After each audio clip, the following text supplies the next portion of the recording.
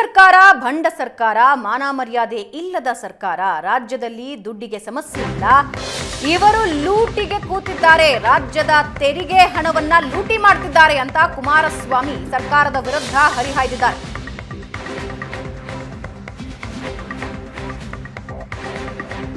ಕರ್ನಾಟಕ ರಾಜ್ಯದಲ್ಲಿ ದುಡ್ಡಿಗೆ ಸಮಸ್ಯೆ ಇಲ್ಲ,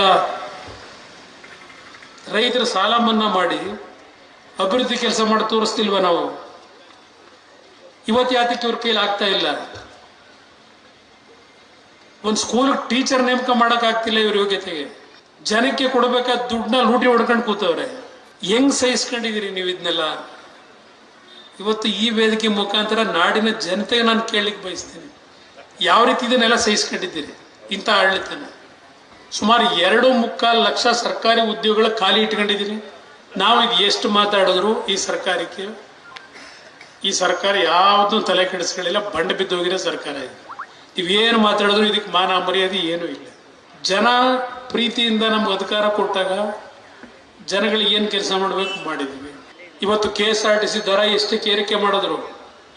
ಅಲ್ಲೆಲ್ಲ ಬೆಂಗಳೂರಿನ ಮೆಟ್ರೋ 60 ರೂಪಾಯಿ ಕೊಟ್ಟು ಆ ಮೆಟ್ರೋದಲ್ಲಿ ಹೋಗ್ತಾ ಇದ್ದದ್ದು 90 ರೂಪಾಯಿ ಬೆಲೆ ಜಾಸ್ತಿ ಮಾಡಿದ್ರು, 30 ರೂಪಾಯಿನ.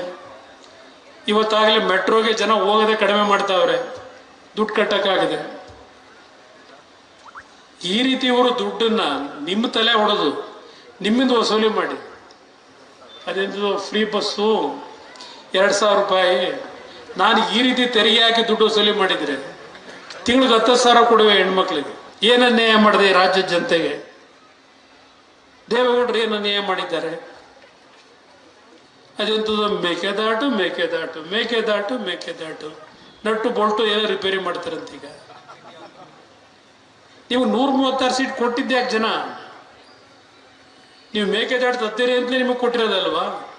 ನೀವು ಪಾರ್ಟ್ನರ್ಶಿಪ್ ಇಟ್ಕೊಂಡಿದ್ದಿಲ್ಲ ತಮಿಳುನಾಡಿನಲ್ಲಿ DMK ಪಕ್ಷ, ಅವ್ರ ಜೊತೆಲಿ ಸರ್ಕಾರ ಮಾಡ್ಕೊಂಡಿದ್ದೀರಲ್ಲ.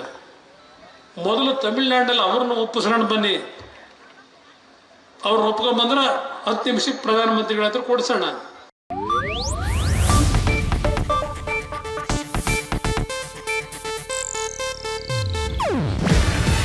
ಇದು ಏಷ್ಯಾನೆಟ್ ನ್ಯೂಸ್ ನೆಟ್ವರ್ಕ್ ಪ್ರಸ್ತುತಿ.